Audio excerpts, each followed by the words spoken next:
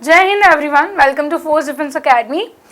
जैसे कि आपको पता है हम लोगों ने एक नया जो है सीरीज स्टार्ट किया था और कल इस सीरीज की फर्स्ट क्लास थी जिसमें सीडीएस के करंट अफेयर्स के वो क्वेश्चंस हमने डिस्कस किए हैं जो कि प्रीवियस ईयर पैटर्न पर आधारित हैं। साथ ही साथ मैं आपको प्रीवियस ईयर्स के क्वेश्चन भी बताते चल रही हूँ और उसके साथ जो क्वेश्चन बन सकते हैं, साथ ही साथ जितना ज़्यादा और हम सीख सकते हैं वो सब कुछ हम डिस्कस करेंगे। तो ये आज आपकी सेकेंड क्लास होने वाली है।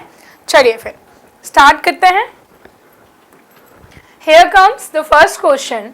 Which of the following countries are associated with RCEP? अब ये RCEP क्या है? Regional Comprehensive Economic Partnership. New Zealand, Japan, China, Myanmar या फिर नॉर्थ कोरिया। क्या होगा यहाँ पर सही आंसर?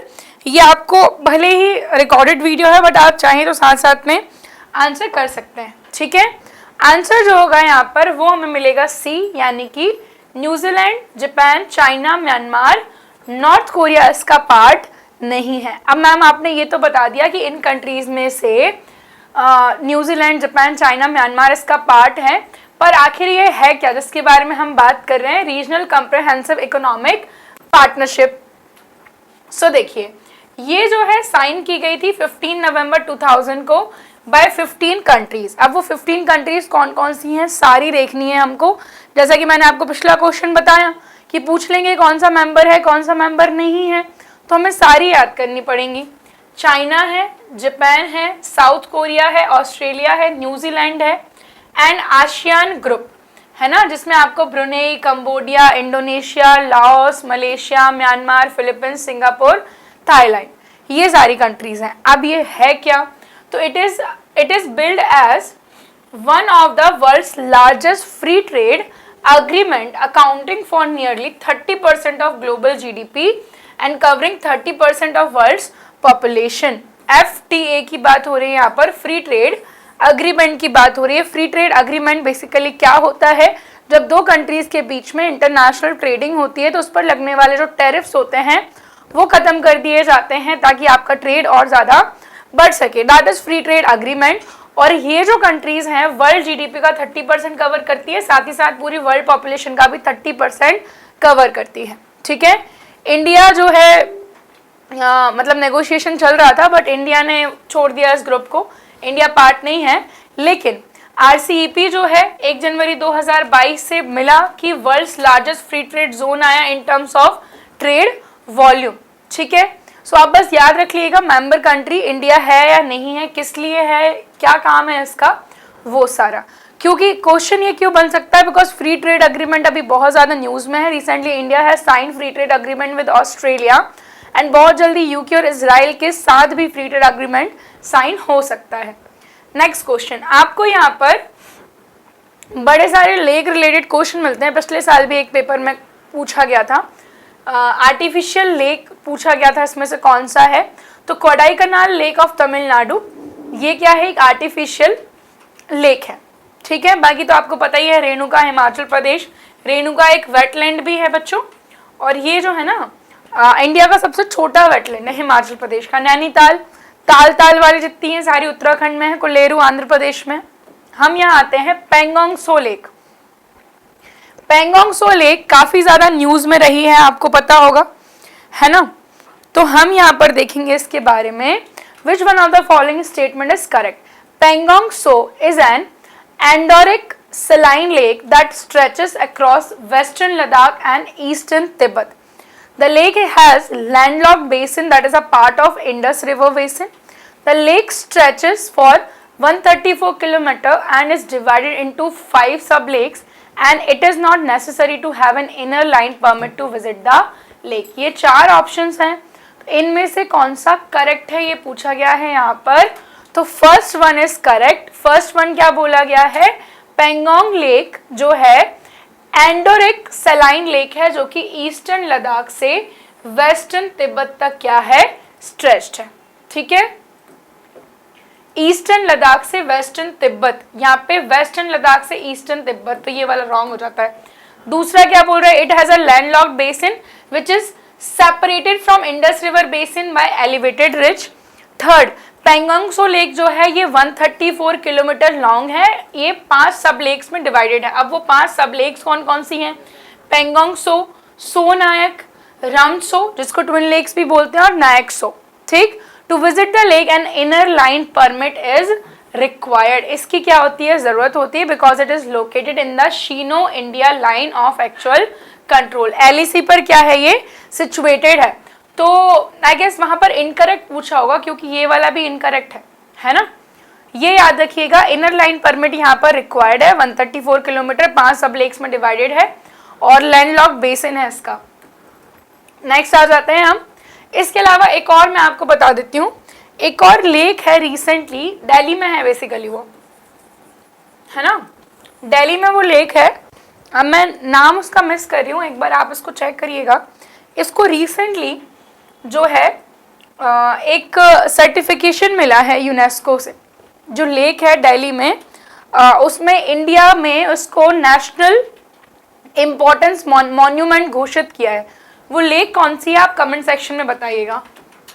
नेक्स्ट आते हैं, consider the following statement regarding the NATO. अब भाई आपके जितने भी इंटरनेशनल ऑर्गेनाइजेशन है, कल भी मैंने आपको WTO से एक क्वेश्चन कराया था, डेवलप्ड एंड डेवलपिंग नेशन वाला, है ना। फिर लास्ट क्वेश्चन हमने कल जो किया था वो WHO वाला था कि WHO ने ऐसा ऐसा ऐसा ऐसा बोला है। यहाँ पर हम बात कर रहे हैं नाटो, और नाटो से क्वेश्चन ना बने मतलब ये कहीं ना कहीं कॉन्ट्राडिक्टरी हो जाएगा। इतना ज़्यादा न्यूज़ में रहा है रशिया यूक्रेन वॉर की वजह से। Ultimately the reason behind the Russia and Ukraine war is NATO, North Atlantic Treaty Organization. It was established by Washington Treaty. The NATO group consists of 30 member countries and Montenegro was the most recent member. And the principle of collective defense, Article 5 is central to NATO's founding treaty. अब इसका जो answer होगा वो क्या होगा ये बताना है हमको।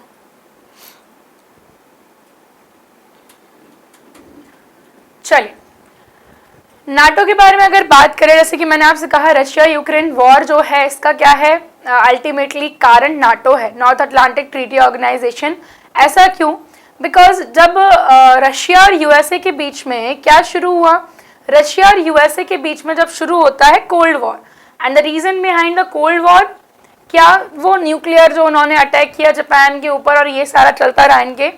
तो यूएसए का कहना, मतलब रशिया का कहना ये था यूएसए से कि अगर आपके पास न्यूक्लियर वेपन थे तो एटलीस्ट आपको हमें बताना चाहिए था।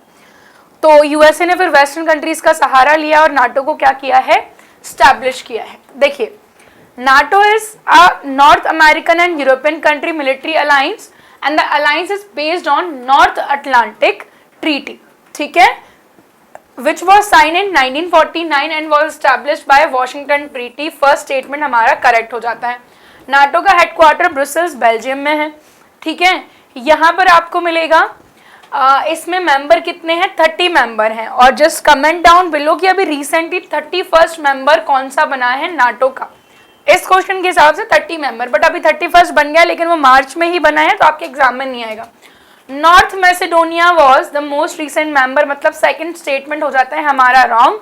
मॉन्टेनीग्रो लिखा हुआ है ना, यहाँ पे क्या लिखा हुआ है, यहाँ पर बोल रहे हैं Montenegro is the most recent member, तो ये बोल रहे हैं नहीं, मैसेडोनिया जो है वो मोस्ट रिसेंट मेंबर है। Collective defence means that an attack on one ally is treated as an attack on all the allies. Collective defence का मतलब क्या है, अगर एक पर अटैक किया जाता है तो वो अटैक बाकी सब पर भी माना जाएगा। The principle of collective defence is a central to NATO's founding treaty. तो option number first and third are correct, यानी कि बी जो है वो हमारा सही आंसर होगा, ठीक है। चलिए, Which one of the following statement is incorrect about UNSC, United Nations Security Council से related कौन सा जो है ऑप्शन वो गलत है। In 1945, the United Nations Charter established the United Nations Security Council. There are 15 members, 5 permanent and 10 non-permanent members who are chosen for 2-year terms. India has been a non-permanent member of United Nations Security Council for 8th time, and the presidency of council is monthly rotating position among the council's 5 permanent members.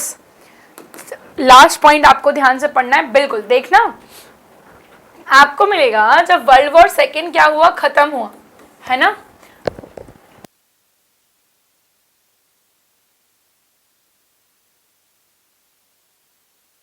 World war second जब खत्म हुआ 1945 में, तब क्या हुआ, एक ऐसा organisation चाहिए था जो ऑर्गेनाइजेशन क्या करे, वर्ल्ड को पीस की तरफ लेकर के जाए, थर्ड वर्ल्ड वॉर होने से रोके।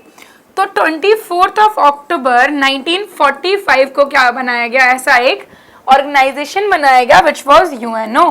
और यूएनओ के मेंबर बने, मतलब यूएनओ जो है इसके 6 ऑर्गन्स बनाए गए। उन 6 ऑर्गन में कौन कौन है, यूएनजीए है, यूनाइटेड नेशन सेक्रेटेरिएट है, यूनाइटेड नेशन ट्रस्टीशिप काउंसिल है, इकोनॉमिक एंड सोशल काउंसिल है, इंटरनेशनल कोर्ट ऑफ जस्टिस है एंड यूएनएससी है। इन सभी के हेडक्वार्टर है न्यूयॉर्क में, except the International Court of Justice, इसका हेग नीदरलैंड में है। अब यहाँ पर क्या क्या बोला गया है यूएनएससी के बारे में, वो सब हम देखेंगे, फिर उसके हिसाब से आप आंसर करिएगा। UN Charter established Security Council in 1945. It is one of the UN's 6 main organs, है ना। The General Assembly, the Trusteeship Council, Economic and Social Council, International Court of Justice and Secretariat are other 5 organs. The Securities Council principal duty is work for world peace and security. Main काम क्या है, piece and security के लिए काम करना। Headquarter कहाँ पर है, न्यूयॉर्क में है।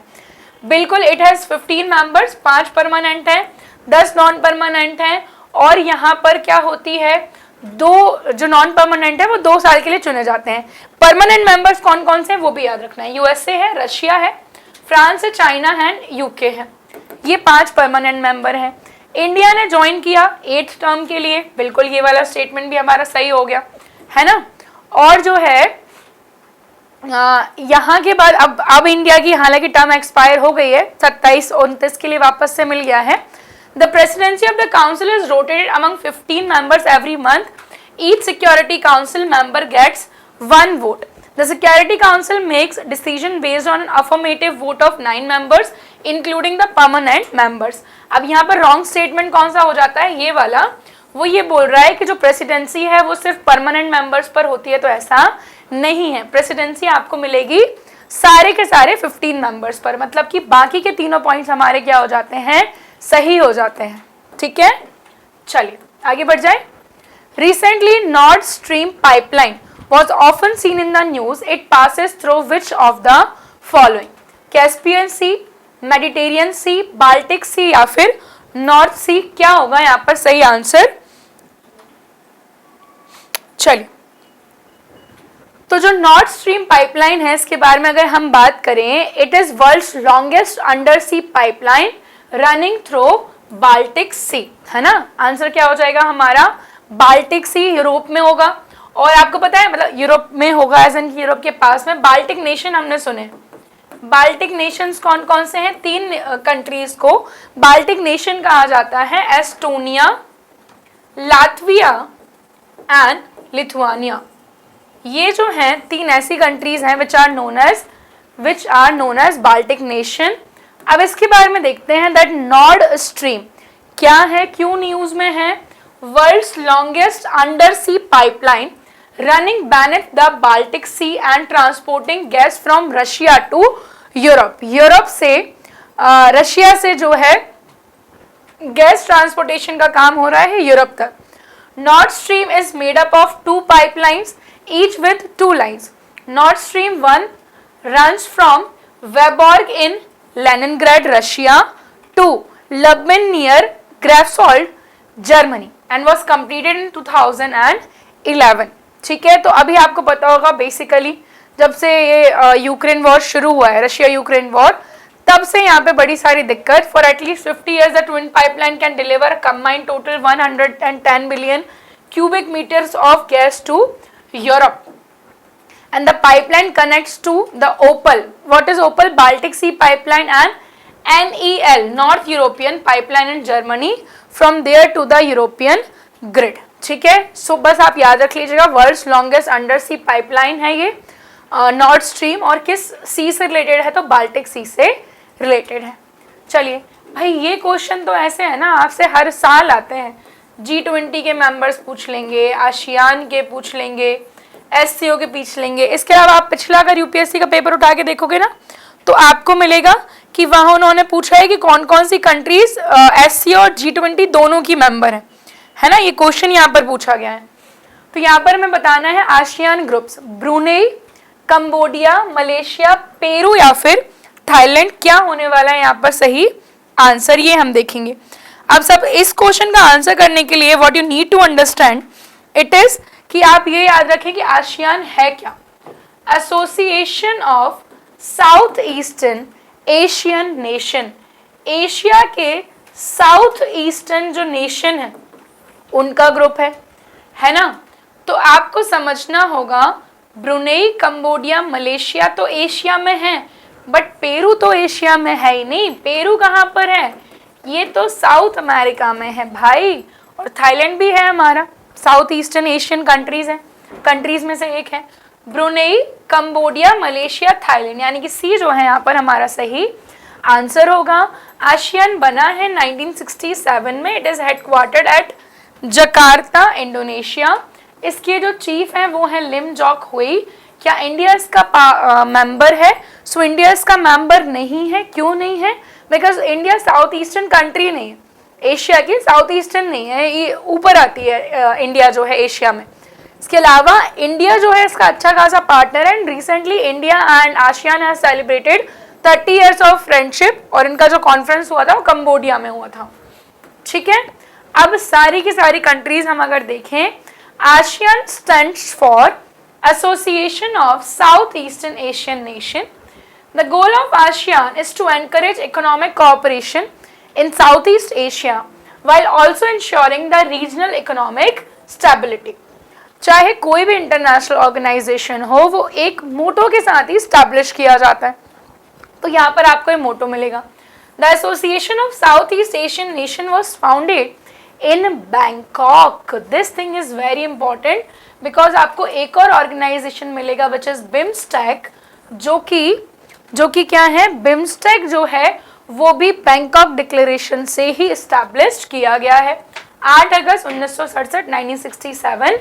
One vision, one identity, one community is the motto of ASEAN. अगर आपको मान लीजिए यही लाइन दे दी that the one vision, one identity और one community is the motto of which organisation, so it is of ASEAN.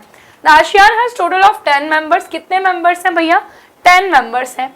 Indonesia, Thailand, Malaysia, Singapore, Philippines, Vietnam, Myanmar, Cambodia, Laos and Brunei, है ना। Indonesia की नई capital Nusantara बनी है Borneo island पर। There can be a question from this topic. Thailand की capital आपको मिलेगी बैंकॉक, मलेशिया की कुआलालंपुर, सिंगापुर की सिंगापुर है, फिलीपींस की है मनीला, वियतनाम की है हनोई, म्यांमार की है नायपीडो, कंबोडिया की नोमफेन, और यहाँ पर आपको मिलेगा ब्रुनेई, इसकी कैपिटल है Bandar Seri Begawan. First ASEAN summit took place in February 1976। Just पलट दो, बाली इंडोनेशिया में हुआ था। बाली इंडोनेशिया में 2022 में किसका समिट हुआ था? G20 हुआ था। The ASEAN secretariat is at Jakarta, Indonesia. Every 2 years, the Secretary General of ASEAN is rotated among the member countries. हर 2 साल में प्रेसिडेंसी चेंज होती है।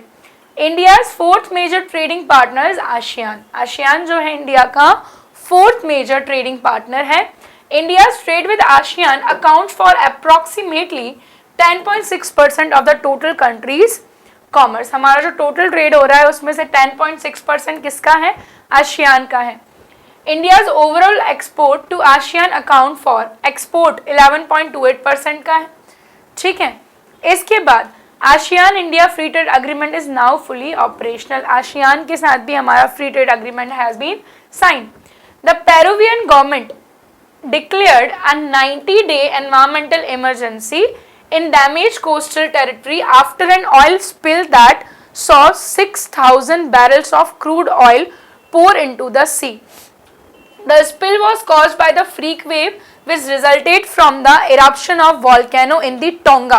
Tonga island जो है वहाँ पर eruption हुआ, फिर यहाँ crude oil जो है spill हो गया। The oil spill came out of a tanker belonging to the Spanish energy firm Repsol and the environmental emergency is defined as a sudden onset disaster or accident resulting from natural, technological or human induced factor or a combination of these that threatens to the cause severe environmental damage as well as loss of human lives and property। तो यहाँ पर Peru जो है, जो कि option में दिया था, तो एक फैक्ट यहाँ पर मैंने पेरू से रिगार्डिंग डाल रखा था, बाकी तो हमने आसियान के बारे में डिस्कस कर ही लिया कि पेरूवियन गवर्नमेंट ने यहाँ पर एनवायरमेंटल इमरजेंसी जो है वो घोषित की थी। कारण क्या था? यहाँ पर ऑयल स्पिल हो जाना। अगर आप सोच के देखो, सी सरफेस पर, सरफेस नहीं मतलब उसके क्या कहूँ उसको, टॉप कह लो, कुछ भी कह लो, पानी के ऊपर जब तेल फैल जाएगा, मरीन लाइफ कितनी ज़्यादा डैमेज होगी उससे। चलिए, the competes act that was seen recently in the news is associated with which of the following? क्या होना चाहिए आंसर इसका? The Competes Act that was seen in the news. Economic sanction on countries doing trade with Russia. New startup visa scheme for non-immigrant entrepreneurs. European Union strategy to review the post-pandemic market economy. And the big tech companies new global digital tax scheme. नाम से ही समझ में आ रहा है ये क्या होनी चाहिए? It is a new startup visa scheme for non-immigrant entrepreneurs। देखिए, the ambitious creating opportunities for manufacturing, preeminence in technology and economic strength, इसका फुल फॉर्म है क्या? creating opportunities for manufacturing, preeminence in technology and economic strength Act of 2022, which seeks to open up new vistas for brilliant individuals from around the world with a new startup visa, has been launched by United States। ठीक है, इतना भी याद रखेंगे तो चलेगा। ये STEM याद रख लेना। This act exempts STEM. STEM क्या है? साइंस, टेक्नोलॉजी, इंजीनियरिंग और mathematics, PhD from the green card cap and creates a special green card specially for entrepreneurs. ठीक है, चलिए नेक्स्ट आते हैं हम। Consider the following pairs of places in news. तो ये जगहों के नाम लिखे हुए हैं। अब आप देख सकते हैं ऐसे क्वेश्चन बहुत आते हैं। पिछले सीरीज की अगर बात करूं, सितंबर अटेम्प्ट की, तो 2 सिटीज के नाम दिए गए थे, पूछे थे वो किस कंट्री के हैं। तो हमें बताना है कि इसमें से कौन कौन से करेक्टली मैच्ड हैं। क्या होना चाहिए आंसर इस क्वेश्चन का? सो देखिए, ज़ांजुआन चाइना, पंगेरी नॉर्थ कोरिया और ओमडुमन सूडान करेक्टली मैच पूछा है। तो हमारा जो आंसर होगा यहाँ पर वो होगा बी, यानी कि 2 और 3 ये करेक्टली मैच है, जबकि ये जो है इनकरेक्ट है। अब इसमें क्या इनकरेक्ट है तो हम वो देखते हैं। Following days of violent protest across Kazakhstan. जो फर्स्ट हमारा ज़ैंजियोन है, जो भी पढ़े हैं इसको, ज़ैंजोन, ये कहाँ पर है? कजाकिस्तान में। और अभी जो है वायलेंस के कारण ये कहा क्या रहा है? न्यूज़ में रहा है। आप देख सकते हैं ये कजाकिस्तान में भी, अगर दिख रहा होगा तो यहाँ पे दिखेगा आपको। और according to satellite picture North Korea देखा हमने यहाँ पर, क्या है नॉर्थ कोरिया का? ओमडुमन, ये पंगेरी, ठीक है, ये नॉर्थ कोरिया में मिल रहे हैं हमको। According to satellite picture, North Korea appears to have begun the renovating a decommissioned nuclear test site। एक सैटेलाइट की पिक्चर से ये पता चला है, इस वजह से ये भी क्या रहा है? न्यूज में रहा है। ठीक है, चलिए आगे। सूडान के बारे में अगर हम बात करें, thousands of people came to the street of Sudan's capital and other cities in the continuation of country's unending protests that have rocked the country since a military coup। यहाँ पर क्या हुआ था? मिलिट्री कू हुआ था, तो उसके रिगार्डिंग लोग जो है यहाँ पर आए। ठीक है, according to the pro democracy movement, protesters largely young people march through the streets of Khartoum which is the capital and its sister city Omdurman. अगर पूछ लिया खार्तूम की sister city, it is Omdurman. ठीक है, protest were also held in other parts of the country, वही military coup को लेकर के। इसके अलावा अफ्रीका में सूडान के पास में ही थोड़ा सा एक और कंट्री है, Burkina Faso. Map based question यहाँ से आ सकते हैं। बुर्किना फासो में भी मिलिट्री कू हुआ था, हमारी बगल वाली म्यांमार में भी हुआ था। नेशनल पार्क एक ऐसा टॉपिक है कि अगर इससे क्वेश्चन ना आए तो एग्जाम समझ लीजिए अधूरा अधूरा लगता है। क्वेश्चन अब आपका सीडीएस का एग्जाम है तो ऐसे तो उठा के पूछ लेंगे नहीं कि भैया कान्हा नेशनल पार्क किस स्टेट में है। ऐसा क्वेश्चन प्रोबेबली नहीं बनना चाहिए। क्वेश्चन का एक स्टैंडर्ड होगा। यहाँ पर क्वेश्चन पूछा गया था, क्या क्वेश्चन पूछा गया था? ओके, सो नेक्स्ट क्वेश्चन है हमारा रिगार्डिंग द नेशनल पार्क्स। और आपके एग्जाम में अगर नेशनल पार्क से क्वेश्चन ना आए तो मतलब ऐसा तो पॉसिबल ही नहीं है, एग्जाम अधूरा सा लगेगा। अब आपका एग्जाम भाई स्टैंडर्ड का एग्जाम है तो ऐसा नहीं तो पूछ लेंगे कान्हा नेशनल पार्क कहाँ है, इतना इजी क्वेश्चन तो आ नहीं जाएगा। Among the following tiger reserve which one has the largest under the critical tiger habitat, ये क्वेश्चन पूछा गया था। नागार्जुन श्रीसेलम, बहुत इजी क्वेश्चन है, मैंने आपको पढ़ाया हुआ है लार्जेस्ट टाइगर रिजर्व, तो वही आ जाएगा यहाँ पर आंसर, बस पूछने का तरीका बदल दिया है। अब देखिए यहाँ पर बात करेंगे हम जिम कॉर्बेट नेशनल पार्क जो कि कहाँ पर है, उत्तराखंड में है। कांजीरंगा असम में है। सुंदरबन वेस्ट बंगाल में है। कान्हा नेशनल पार्क एमपी में है and Ranthambore national park is in Rajasthan. Question पूछ रहा है कि इनमें से जो कौन से हैं विच कम्स, जो टाइगर रिजर्व्स हैं जो CATS एक्रेडिटेशन के अंदर आते हैं। अब भाई इसका आंसर पता होने के लिए ये बड़ा ज़रूरी है कि हमें एक्रेडिटेशन जो है CATS का ये पता होना चाहिए। पहले तो आंसर देख लेते हैं हम, इसका आंसर क्या होने वाला है? इसका आंसर होने वाला है C यानी कि 2, 3 एंड 4। क्या है answer? 2, 3 and 4 Kaziranga, Sundarban and Kanha national park. देख लेते हैं क्या है। कंजर्वेशन अश्योर्ड, CA का मतलब क्या है?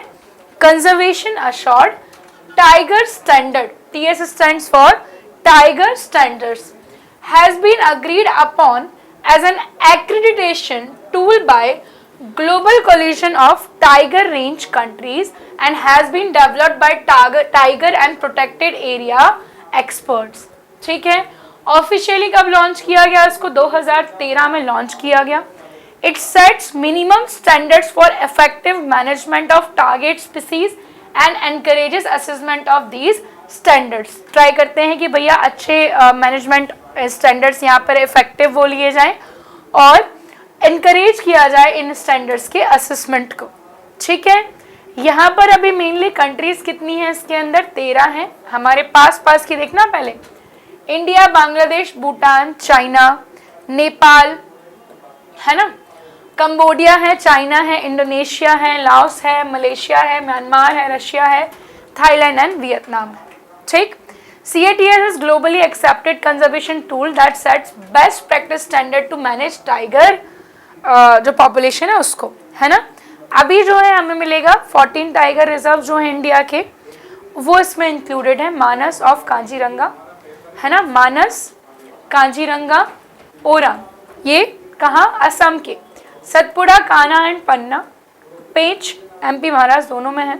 Valmiki Bihar, Dudhwa UP, Sundarban West Bengal, Parambikulam Kerala, Bandipur tiger reserve Karnataka, Mudumalai and Annamalai tiger reserves of Tamil Nadu. These are 14 tiger reserves which are included in the CATS accreditation.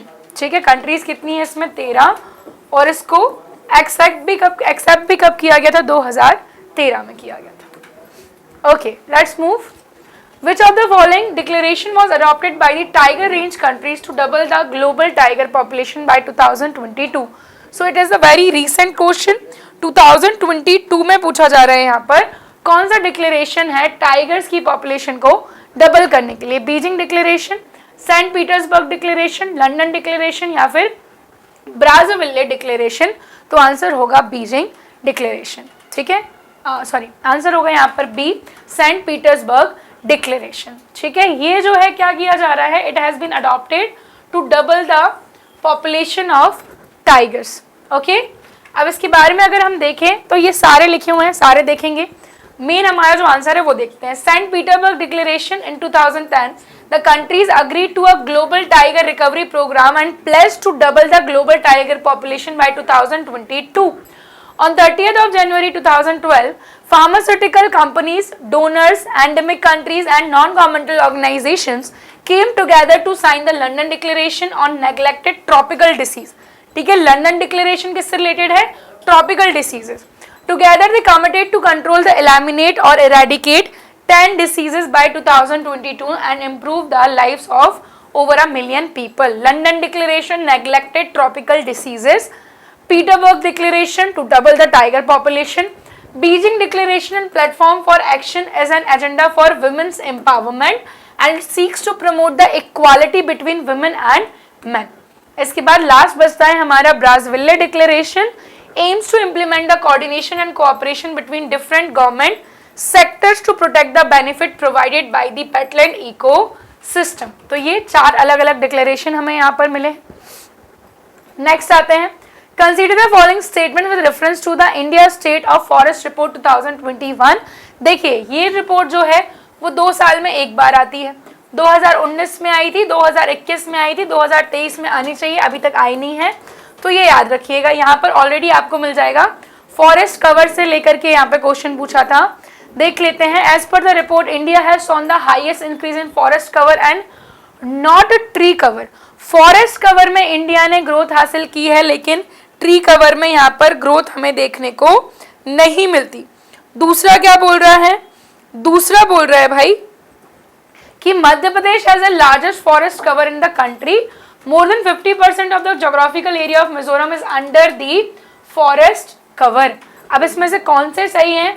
देखना, आंसर जो है यहाँ पर वो होगा B, 2 and 3, है ना. 2 and 3 यानी कि एमपी में बिल्कुल सबसे ज्यादा है और मिजोरम का जो है more than 50% पार्ट आपको मिलेगा फॉरेस्ट कवर है. India State of Forest Report 2021 is prepared by, सबसे पहले यू नीड टू अंडरस्टैंड कि प्रिपेयर किसने किया है इसको? Forest survey of India. Who has prepared?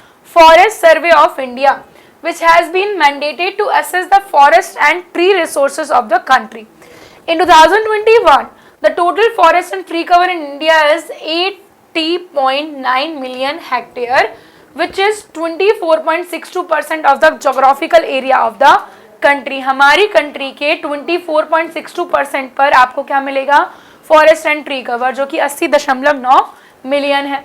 As compared to the assessment of 2019, there is an increase of 2261 square kilometer in the forest cover and tree cover of the country. मतलब कि यहाँ पर आपको मिलेगा the increase in the forest cover has been observed this much 1540 और tree cover, मतलब दोनों बड़े हैं. इस वजह से फर्स्ट स्टेटमेंट हो जाता है हमारा रॉन्ग कि भैया ट्री कवर में इंक्रीमेंट नहीं हुआ, तो बिल्कुल हुआ है. दूसरा, 17 states और UTs have above 33% of the geographical area under forest cover.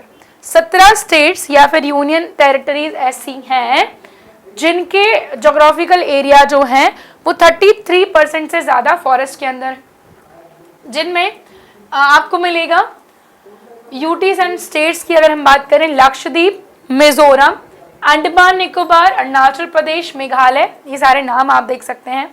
Apart from that आप ये याद रखना, सबसे ज्यादा अगर आपको मिलेगा तो वो मिलेगा मध्य प्रदेश में, और परसेंटेज कवर आपको मिलेगा सबसे ज्यादा मिजोरम में.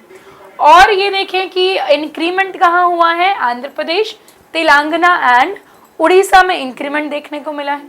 ठीक है, इतना भी याद रखेंगे तो चल जाएगा, कोई दिक्कत नहीं. मिजोरम का 84.53% जो है कवर्ड है with forest. Recently, the National Green Tribunal directed the enforcement of Environment Management Plan for the rejuvenation and protection of Najafgarh Jheel. Consider the following statement with reference to the Najafgarh Jheel. अब देखो, national green tribunal 2010 में बना था, इससे पहले भी question कई बार UPSC ने पूछे हैं एग्जाम्स में. बात करते हैं यहाँ पे नजफगढ़ झील की. It is located in Delhi Haryana border at national highway 48. The presence of Egyptian vulture and sarus crane has been reported at this lake, and it is the part of Sahibi River, which is the tributary of Chambal River. ठीक है, बताइए answer क्या होना चाहिए इसका? यहाँ पर पूछा जा रहा है करेक्ट ऑप्शन. क्या जो है यहाँ पर करेक्ट ऑप्शन होगा? तो आंसर हो जाता है यहाँ पर third, 1 and 3. Second one is wrong. ये देख लेते हैं क्या है क्या नहीं है. चलिए आइए, Recently, the National Green Tribunal has directed Delhi and Haryana to enforce the environment management plan that the two government has prepared for the rejuvenation and protection of the Najafgarh Jheel, a transboundary wetland. ठीक है, wetland है तो और important हो जाता है. Najafgarh Jheel is located in the natural depression in southwest Delhi, close to Gurugram, Rajkori border on National Highway 48. बिल्कुल. यहाँ पर अगर हम बात करें, the lake is largely filled with the sewage from Gurugram and surrounding village of Delhi. A portion of the lake falls in Haryana. The presence of 281 birds, including several threatened ones as Egyptian vulture, Sarus crane, steepy eagle, greater spotted eagle, imperial eagle, and those migrating along the Central Asian flyway has been reported at the lake. Sahibi, also called the Sabi, is an ephemeral rain-fed river flowing through Rajasthan, Haryana and Delhi states in India. It drains into Yamuna in Delhi, where its channeled course is called Najafgarh Drain, which also serves as Najafgarh Drain Bird Sanctuary. So यहाँ पर there must be some incorrect because Sahibi is not the tributary of Chambal, it is the tributary of Yamuna. It is being मतलब ये drain हो रही है कहाँ पर जाकर के, यमुना में जाकर के ड्रेन हो रही है ना. दिल्ली हरियाणा बॉर्डर पे है तो यहाँ पे आंसर जो है वो करेक्ट होना चाहिए हमारा 1 and 2. ठीक है, बिकॉज यहाँ पर हमें इनकी प्रेजेंस तो मिली नहीं है. 1 and 3 ना होकर के आंसर क्या होगा, 1 and 2 होगा. ठीक है, चलिए आगे बढ़ते हैं. Consider the following statement with reference to the freak waves. Freak waves के बारे में पूछा गया है यहाँ पर, और पहले भी ओशियन मीन टेम्परेचर से क्वेश्चन यहाँ पर आया. ये क्या होती हैं? They are extreme storm waves which are greater than twice the size of surrounding waves. Freak waves develops in the Gulf Stream and Agulhas currents, and they are often formed because of constructive interference of swell waves. अब मैंने एक question आपको कल भी कराया था which was also related with the geography. Again यहाँ पर क्वेश्चन पूछा गया है फ्रीक वेव से. तो यहाँ पर अगर आप ऑप्शंस पढ़ोगे तो आपको समझ में आएगा कि ये तीनों के तीनों क्या हैं, सही है. फ्रीक वेव्स क्या है? एक्सट्रीम स्टॉर्म वेव्स हैं which are greater than twice the size of surrounding waves. Freak waves develop in the Gulf Stream and Agulhas currents. They are often formed because of the constructive interference of swell waves. तीनों के तीनों options are correct. Option D. Rogue, freak और killer waves are often called stream storm waves by scientists and are those waves which are greater than twice the size of surrounding waves. ठीक है, they look like the wall of water. और वही चीजें जो आगे लिखी हुई हैं. इसका आने का कारण क्या है, कॉज ऑफ देयर अकरेंस क्या है? तो focus of wave energy. When waves formed by a storm develop in a water current against the normal wave direction.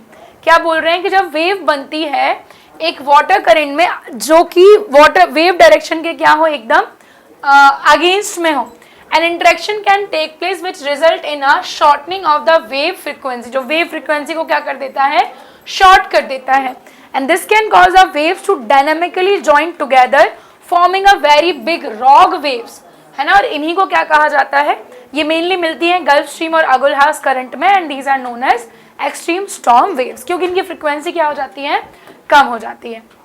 Next fly ash news में है, बहुत ज़्यादा न्यूज़ में, आपको पता ही है. पॉपुलेशन बोल रही, पॉल्यूशन जो है, ठीक है. तो ये अभी आपको मिलेगा. कोल ऐश से क्वेश्चन पूछा गया है, कोल फायर से क्वेश्चन पूछा गया है, इंडियन कोल से क्वेश्चन पूछा गया है. फ्लाई ऐश जो है इसके कंपोनेंट्स SiO2, L2O3, Fe2O3 या फिर CaO, कौन कौन से जो है हमें मिलेंगे इसके कंपोनेंट्स हैं. तो हमें आंसर करना है जो कि फ्लाई ऐश के कंपोनेंट्स हैं. तो हमें अगेन यहाँ पर आंसर मिलेगा कौन सा, डी, है ना.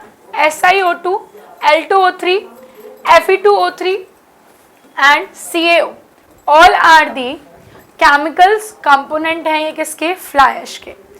अब ये क्यों न्यूज में है वो जानते हैं. Recently the national green tribunal NGT directed the constitution of fly ash management and utilization mission.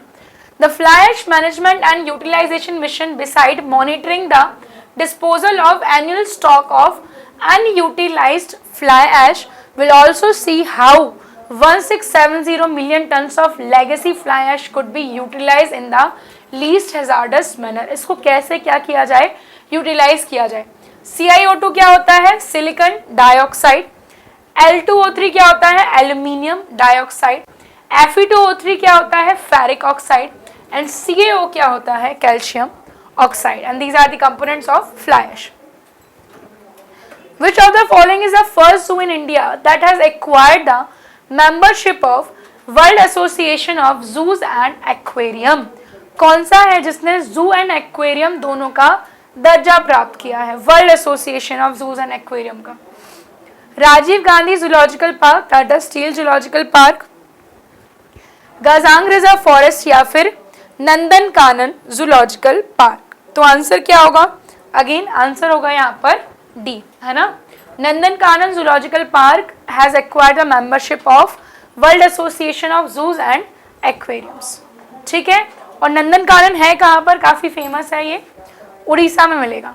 ठीक है. और इसके अलावा उड़ीसा में जो नेशनल पार्क है, सिमलीपाल एंड भीतरकनिका, इनको तो आप जानते हैं. चलिए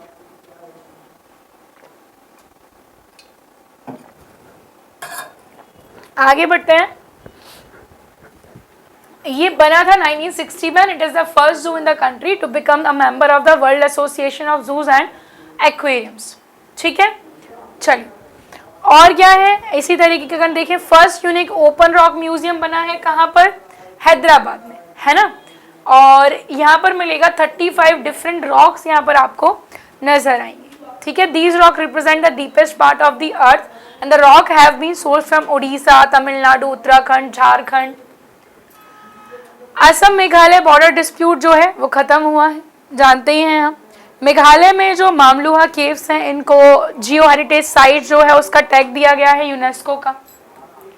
consider the following committees recommended the creation of Indian environment service. IFS है, IPS है, ये वो सब है. इंडियन एनवायरमेंट सर्विस कहाँ है, इंडियन एनवायरमेंट सर्विस को बनाने की जो रिकमेंडेशन है वो किसकी है, सुब्रमण्यम कमेटी, स्वामीनाथन, लोढ़ा कमेटी या फिर अरुण गोयल. आप देख सकते हैं गडगिल कमेटी और कस्तूरी रंगन कमेटी की रिपोर्ट यहाँ पे पूछी गई है, जो कि वेस्टर्न घाट्स की प्रोटेक्शन से रिलेटेड है. इस क्वेश्चन का जो आंसर होगा तो हम बात करेंगे TSR सुब्रमण्यम कमेटी, है ना. Answer A, TSR Subramanian committee is gonna be the right answer. The creation of an Indian Environment Service was recommended by the committee headed by the former Cabinet Secretary TSR Subramaniam in 2014. So recently that was in the news. Consider the following statement with reference to the State Environment Impact Assessment Agencies. Full form पढ़ लेना इसका, State Environmental Impact Assessment Agencies. इसके regarding जो statement है उसकी यहाँ पर हम बात कर रहे हैं. सो कौन कौन से statements are correct regarding this. चलिए, infrastructure projects under category A are mandate to get clearance by CEIA, state environmental impact assessment agency. A star rating system will rank CEIAs based on how long they took to grant environmental clearance. Star rating system है यहाँ पे. और this is to be penalized for taking more time in granting permission, है ना. Permission grant करने में ये क्या कर रहा है भैया, टाइम ले रहा है ना. पेनलाइज किया गया है इसको for taking more time in granting permission. कौन कौन से स्टेटमेंट्स जो हैं which are correct regarding this. So हमें मिलेगा ओनली 2, है ना. Only 2 is the right one. बाकी के हम सारे इसके बारे में देखेंगे. सबसे पहले state environment impact assessment authority is very important arm of ministry of implementation of environment impact assessment. And जो हमने बात की क्लियरेंस की, वो कैटेगरी बी में आता है, ना कि कैटेगरी ए में आता है. ठीक, चलिए. Consider following statement regarding the millimetre waves, MM waves. So यहाँ पे देखोगे earth atmosphere, communication, radio waves वगैरह से यहाँ पे क्वेश्चन आया है. तो यहाँ पे MM वेव्स जो है use large wavelength to provide greater speed and low latency. जो मिलीमीटर वेव्स हैं, ये क्या करती हैं, इनकी वेवलेंथ जो है वो क्या होती है, लार्ज होती है और आपको मिलेगा इसकी स्पीड भी ज़्यादा होगी, लेटेंसी इसकी कम होगी। Rain and humidity can reduce the range and strength of MM waves. क्या जो है यहाँ पर सही आंसर होने वाला है? तो अगेन आंसर होगा इसका ओनली 2, है ना। रेन और ह्यूमिडिटी जो है वो क्या कर देती है? तो इनकी रेंज और स्ट्रेंथ को कम कर देती है। तो फर्स्ट वाला कैसे गलत हुआ वो देखते हैं। Millimetre wave band is a particular segment of the radio frequency spectrum जो कि 24 गीगाहर्ट्ज से 100 गीगाहर्ट्ज के अंदर तक आता है। This spectrum has a short wavelength and is appropriate to deliver greater speed and lower latencies. This in turn makes data transfer efficient and seamless as the current available network work optimally only on lower frequency bandwidth, and the current available network works optimally well on the shorter wavelength, but it did not work well on the parameters of the speed which is needed for 5G. I guess यहाँ पर क्या पूछा गया होगा? Incorrect पूछा गया होगा, है ना। Next आते हैं। So for 5G to work as its full potential and speed up the MM wave band is very essential.